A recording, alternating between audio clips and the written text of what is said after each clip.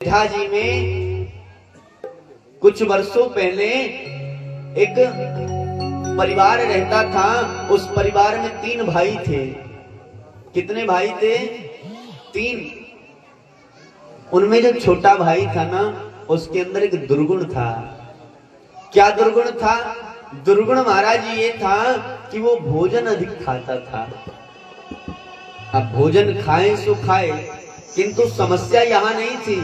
समस्या यहाँ थी कि जब भोजन खाता ना तो एक बात कहता था, क्या कि भैया खाए जाओ, खाए के लिए जिए जाओ और जिए के लिए खाए जाओ।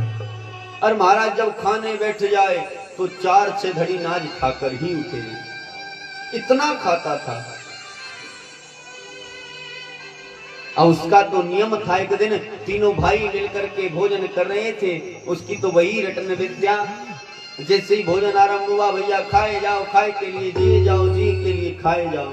और जैसे ही कहा जिए के लिए खाए जाओ, तो बड़े भाई कहने लगे, भैया जीने के लिए इतना खा रहा है तो खाने पर आ गया तो कितना खाएगा? इस बात पर बड़े भाइयों को क्रोध आ गया और उन्होंने छोटे भाई को घर से निकाल दिया। निकल पड़ा भगवान भरोसे। तभी देखा कि आश्रम में, और उस आश्रम के बाहर एक बड़े मोटे ताजे महाराज जी बैठे हैं। बढ़िया सा हष्ट शरीर है, खूब लंबा चौड़ा। महाराज जी से कहने लगा, महाराज जी ये बताओ, तुम्हारा ये जो सुंदर सा स्वरूप है, ये जो सुंदर सी काया है, इस सेहत का राज क्या है? महाराज जी ने कहा, भैया ये जो पीछे आश्रम है ना, इसमें खूब खाने को मिलता है, कोई रोक ठोक नहीं है, खूब दबा के खाओ है? अच्छा भैया, हाँ कोई रोक ठोक नहीं है। बोले कोई नहीं। बोले तो महाराज ये बताओ, इस आश्रम में एंट्री कैसे होगी? हमारी भी एंट्री कराओ भाई। बोले भैया एक काम करो, जो यहाँ के महंत हैं महाराज जी, उनसे आप दीक्षा ले लो। वो तुम्हें एक मंत्र दे देंगे, एक माला दे देंगे, बस माला जपे जाना और खूब खाना। गुरु जी के पास गया, गुरु दीक्षा ले ली, मंत्र ले लिया। गुरु जी ने कहा, लो बेटा इस मंत्र का जाप करो। बोले गुरु जी पहले कछु खा ले, भूख लग रही है। हाँ ठीक है, खा लो पहले, क्योंकि भूख को वजन ना होए गोपाला, और जे पड़ी तेरी कंठी माला। पहले भोजन करो भैया। अब क्या है भैया, धीरे धीरे समय बीतता गया। घर तो केवल 2 समय भोजन करता, किंतु यहाँ तो अन्नपूर्णा का भंडारा चल रहा है भैया। 5-5 बार पंगत में बैठता, खूब खाता। धीरे धीरे समय बीता और आ गई मासिक एकादशी। और जैसे ही मास की एकादशी आई, प्रातःकाल उठा, देखा रसोई गृह में कोई व्यवस्था ही नहीं है। भंडारी से पूछा, अरे भैया आज कुछ भोजन नहीं बन रहा है, कोई अनहोनी हो गई का? बोले कोई अनहोनी नहीं हुई। तो कुछ बन क्यों नहीं रहा है? कोई कुछ खाएगा नहीं? बोले नहीं खाएगा। क्यों? क्योंकि भैया आज एकादशी है, और एकादशी के दिन आश्रम का नियम है कि यहाँ भोजन नहीं बनता। सब लोग उपवास रखते हैं, व्रत रखते हैं। अच्छा हाँ। बोले भैया ये उपवास हमसे तो रखा ना जावे, हमारे लिए तो कुछ व्यवस्था करो। बोले भैया गुरुजी से जाकर के पूछ लो, वही बता सकते हैं कोई मार्ग। गुरुजी के पास पहुंच गया। गुरुजी से कहने लगा, गुरुजी हम तो महाराज जी खाने के लिए बने थे हैं? हमारा काम तो ऐसे नहीं चलेगा, हमारी व्यवस्था कीजिए। गुरुजी ने पहले समझाया, फिर सोचा जब ये नहीं मान रहा है, अगर जबरदस्ती भी इसे व्रत रखवाया गया तो कहीं ऐसा ना हो चोरी छिपे कुछ खा ले। इतना पुण्य नहीं कमाएगा जितना पाप का भागी बन जाएगा।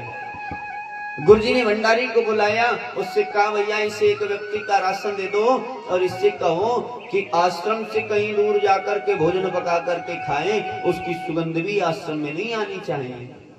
और उससे कहा, देख बेटा जब भोजन पक जाए ना तो सबसे पहले भगवान को भोग लगाना है, तब खाना है। ठीक है गुरुजी। राशन मिल गया, वनों में पहुंच गया, चूल्हा बनाया, भोजन पकाया। और गुरुजी ने कहा था पहले भगवान को भोग लगाना है, तब खाना है। भोजन की थाल सजाई और वो तो जानता ही नहीं था कि भोग कैसे लगाया जाता है।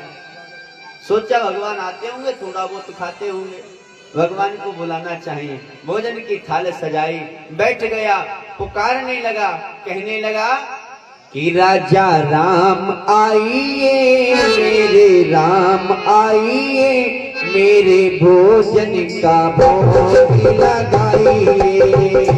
राजा राम आइए, मेरे राम आइए, मेरे भोजन का भोग लगाइए। श्री राम आइए, राजा राम आइए, मेरे भोजन का भोग लगाइए। मेरे भोजन का भोग लगाइए, मेरे भोजन का भोग लगा। अब जैसे ही पुकारा राजा राम आइए, प्रभु राम आइए, मेरे भोजन का भोग लगाइए। राम जी कृपा क्यों ना कर दें, स्वयं साक्षात श्री रामचंद्र प्रकट हो गए। बोले श्री रामचंद्र भगवान की। जैसे ही राम जी आए, भोजन का थाल आगे कर दिया, बोले प्रभु पाइए। अब देखिए राशन कितने व्यक्तियों का था, एक, और खाने वाले दो। भगवान भोग लगा रहे हैं, मन ही मन कह रहा है प्रभु पाइए, किंतु थोड़ा मेरे लिए भी छोड़ दीजिए, थोड़ा सा छोड़ देना बस। और देखते ही देखते भगवान ने सारा भोजन समाप्त कर दिया। अंत में कहा भक्त बड़ा सुंदर भोजन बनाया था। बोले प्रभु कृपा है आपकी, अगली एकादशी को थोड़ा जल्दी आना, इस बार ठंडा हो गया था। हाँ ठीक है, जल्दी आएंगे। आश्रम पहुंचा, गुरुजी ने पूछा बेटा हो गया भोजन? गुरुजी काहे का भोजन? अरे सारा तो राम जी खा गए, हम तो भूखे ही रह गए। गुरुजी ने सोचा भोजन कम पड़ गया होगा, इसलिए भगवान का नाम ले रहा है। ठीक है कोई बात नहीं, अगली बार 2 का राशन ले जाना। बोले गुरुजी फिर ठीक है। धीरे धीरे समय बीता, दूसरी एकादशी आई, 2 व्यक्तियों का राशन लिया, वनों में पहुंचा, भोजन पकाया, भगवान को पुकारा, कहने लगा सीता राम आइए, मेरे राम आइए, राम आइए, मेरे राम आइए, मेरे भोजन का भोग लगाइए। ओ मेरे भोजन का भोग लगाइए। सीता राम आइए, मेरे राम आइए, मेरे राम आइए, मेरे राम आइए, मेरे भोजन का भोग लगाइए। मेरे भोजन का भोग लगाइए। अब जैसे ही पुकारा सीताराम आइए, राम जी ने कृपा कर दी और इस बार थोड़ी अधिक कर दी। राम जी आए, साथ में सीता मैया को भी ले आए, और 2 व्यक्तियों का राशन खाने वाले 3। भोजन फिर समा, भक्त फिर भूखा। आश्रम पहुंचा, गुरुजी ने पूछा हो गया भोजन? गुरुजी काहे का भोजन? सीता जी भी आई थी। ठीक है अगली बार 3 का राशन ले जाना। बोले गुरुजी फिर ठीक है। अगली एकादशी आई, फिर पहुंचा, फिर पुकारा भगवान को, भगवान ने फिर कृपा कर दी, थोड़ी और अधिक कर दी। इस बार लक्ष्मण जी को भी ले आए। अब राशन 3 का, खाने वाले 4, भोजन फिर समाप्त, भक्त फिर भूखा। फिर आश्रम पहुंचा, गुरुजी ने पूछा हो गया भोजन? गुरुजी काहे का भोजन? लक्ष्मण जी भी आए थे। अच्छा हाँ। बोले ठीक है कोई बात नहीं, अगली बार 4 का ले जाना। गुरुजी फिर ठीक है। अगली एकादशी आई, 4 का राशन लेकर के पहुंचा, भगवान को पुकारा, भोजन बनाया, भगवान को पुकारा, भगवान ने फिर कृपा कर दी, थोड़ी और अधिक कर दी, हनुमान जी को भी ले आए। भक्त फिर भूखा। फिर आश्रम पहुंचा, गुरुजी ने पूछा हो गया भोजन? गुरुजी काहे का भोजन? हनुमान जी भी आए थे। बोले ठीक है भैया, अगली बार 5 का राशन ले जाना। बोले गुरुजी 5 का नहीं। फिर गुरुजी वो हर बार एक बढ़कर आते हैं। इस बार राशन 6 का लेकर जाएंगे। अब के हमने तो देखे भोजन कैसे ना मिले है? अब 6 का राशन लिया, पहुंच गया वनों में, सोचने लगा मैंने सुना है भगवान परीक्षा लेते हैं, कहीं ऐसा ना भगवान मेरी परीक्षा ले रहे हो, मैं 6 का राशन पका लूं और भगवान अकेले आ जाए। क्यों ना पहले देख लिया जाए कितने आएंगे, और जितने आएंगे उन्हीं के हिसाब से भोजन पकाएंगे। आज तो खूब राशन है भाई, अब किस बात की चिंता है, 6 का राशन लेकर के आए हैं। इस बार ना तो चूल्हा बनाया, ना लकड़ी लाया, ना भोजन पकाया, बस राशन रखा और भगवान को पुकारने लगा कि राजा राम आइए, मेरे नाम आइए, मेरे भोजन का भोग लगाइए। राजा राम आइए, मेरे नाम आइए, मेरे भोजन का भोग लगाइए।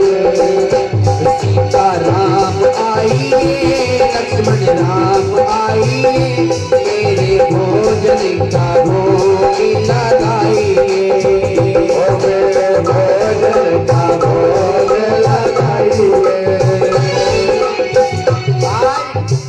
बहुत समय तक भगवान को पुकारता रहा, भगवान नहीं आए।